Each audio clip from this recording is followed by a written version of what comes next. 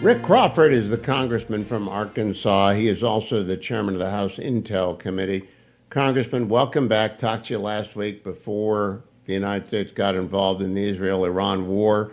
Today, CNN is reporting that someone in the intelligence community says we didn't do much damage, but in Israel, Israeli intelligence assesses that U.S. and Israeli strikes set back Iran's nuclear program by several years, but did not completely destroy it.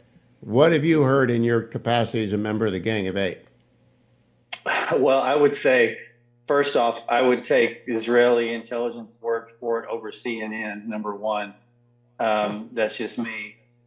But from the Gang of Eight perspective, we've not been briefed on this. We've seen some products, but again, so early to tell. We're still hours, just maybe a couple of days away from when that strike took place. So I think it's really, really early, at least for us and our equities, to be able to say definitively what damage was inflicted, how much, and to what degree. So I think the real winner here is the fact that the strike was wildly successful in that it drove Iran back to the table, and look, and we end up with a ceasefire. Now, look, it's like any breakup. It's going to take maybe an effort or two before you actually, it's completely ratified, but reconciliation rather. But it's a back and forth. But I think it's a pretty amazing accomplishment that whether the extent of the damage is still unknown. But what we do know is that it really brought Iran back to the table in a way that said they don't want us to come back and visit them again in this context. Now, Chairman, you've been around for a while. Do you believe that Donald Trump has established a precedent on which future presidents will rely? That if anyone is attempting to develop a nuclear weapon who's not already in the nuclear club, we're going to step in and stop them? If they don't, they are missing out on a pretty important lesson.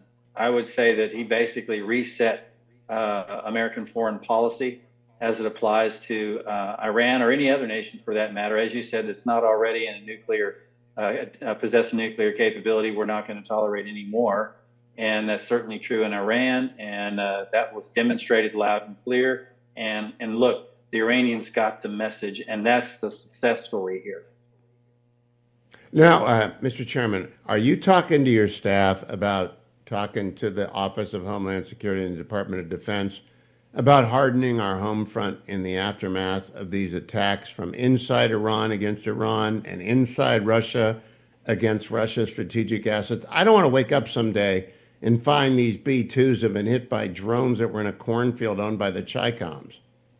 Right. No, we've actually been having this conversation before this strike ever took place. In fact, this is one of the areas that I wanted to shore up when I became chairman. So this was on my list of priorities, and that is counterintelligence as it applies to homeland security. And so, look, what really brought me to that point was the fact that our border was open for 4 years, and we don't know the extent of what cells may have materialized here in the United States as a result of that lax border policy under the previous administration. And so it's been my mission to really shore up the federal law enforcement enterprise as it applies to counterintelligence and our ability to counter threats of terror or other things, spying or whatever, here at home. It's difficult for us to operate in other countries. It's easy for other countries to operate in ours. And so we have to be much more diligent in that space. Now, Mr. Chairman, long ago and far away, when you were in grade school, I was a special assistant to William French Smith and Ed Meese in charge of FISA warrants. And there was no National Security Division at Justice. There were just a couple of lawyers in the AG's office and the FBI. And there were a lot of bad guys in the United States. That was a real slap in the face for a 24-year-old kid to find out how many spies were in the United States. Do you think the counterintelligence capacity of the FBI has kept pace with the threat? No, I don't. I think this is why we want to maybe revisit that construct. And, it has to do with their desired instinct, their desired outcome, if you will. And that is to say, they want to arrest people all the time. What, Right. what I think we need to be thinking about is thwarting plots. We need to intercept people engaged in espionage and so on. It's not necessarily always about making the case to DOJ for prosecution. It may be about preventing and disrupting plans and preventing operations and things of that nature. So a lot of it has to do with perspective. Have you been party to any conversations about the alert status in the United States from alleged sleeper cells in the U.S.? Yes, it is a topic of conversation. We have seen the alerts. There's alerts out there to the general public. The extent that we have been alerted is, the same thing that they're seeing out there, that they're sending out travel warnings, from the State Department. Be careful when you're traveling overseas. That's just good common sense, and it has been for, well, since 1979, if we're being honest about it. I mean, the reality is, since the Islamic Revolution took place in Iran in 1979, those elements have taken great delight in terrorizing the world, and particularly acting out against American targets, American citizens.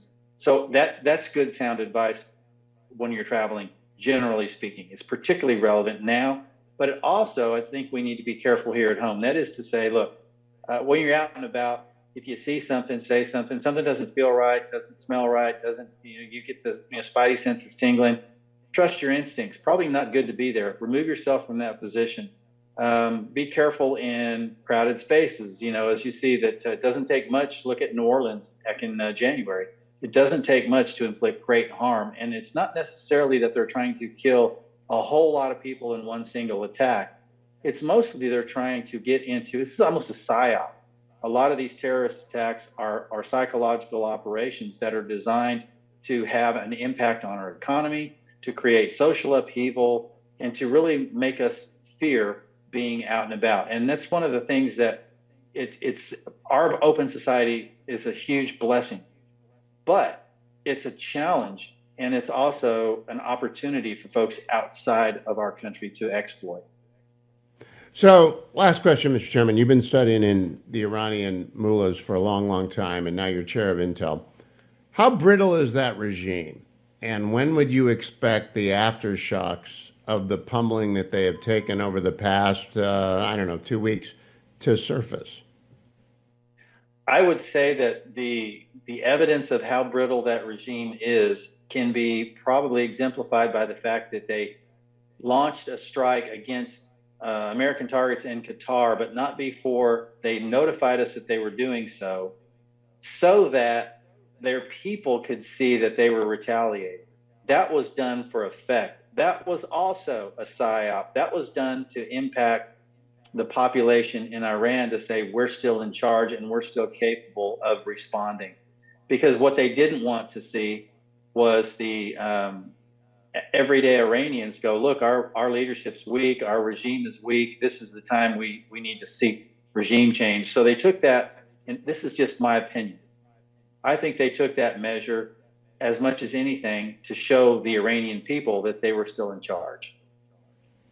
And it's not that effective of a video. I mean, did you think it was a blockbuster? I think it was kind of pathetic. No, but it served their propaganda purposes, and they're all about propaganda, and that's how they've managed to subjugate their people since 1979. Well, we hope for a day coming soon of change. Chairman, great to talk to you. Thank you for coming back. Rick Crawford represents the Arkansas District Number 1, and he's a great friend of the program. We appreciate your taking the time, Mr. Chairman. I want to remind all of you who are out there that